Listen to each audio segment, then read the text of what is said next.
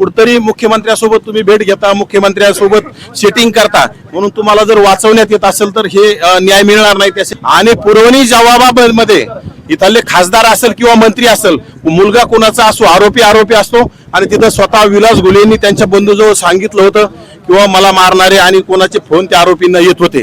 पण त्यामध्ये पुरवणी जबाबामध्ये त्यांचं नाव असल्यामुळे त्याला अटक झाली पाहिजे. मुळे खासदार असेल किंवा आमदार असेल, पोरगा कोणाचा असेल, मुलगा कोणाचा असेल, त्याला अटक झाली पाहिजे.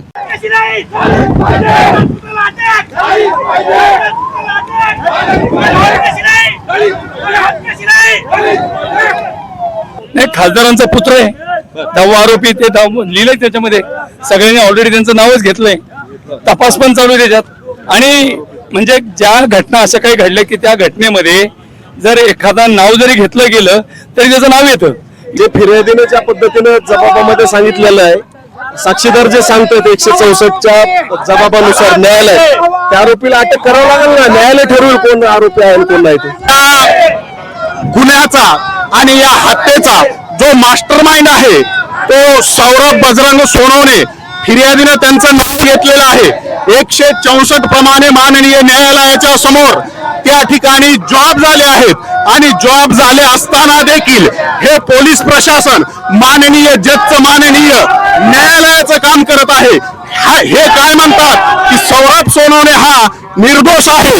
अरे, ज्याप्रमाणे फिर्यादीनं जशा प्रकारे नाव घेतलेलं आहे ते नाव FIR मध्ये झालेलं आहे, सप्लिमेंटरी चार्जशीट मध्ये झालेलं आहे. 164 प्रमाणे जॉब झालेला आहे आणि जॉब झालेला असताना देखील गेंड्याची कातडी पांघरलेलं पोलीस प्रशासन या ठिकाणी या खासदार पुत्राला जाणून बुजून टाळण्याचा प्रयत्न करीत आहे. बजरंग सोनवणेचा मुलगा हा राहिलेला आरोपी आहे. त्या आरोपीला लवकरात लवकर अटक करून सगळ्या आरोपीवर मोकोका कायद्याअंतर्गत कलम लावलं पाहिजे, त्याच्यावर गुन्हा नोंद केला पाहिजे.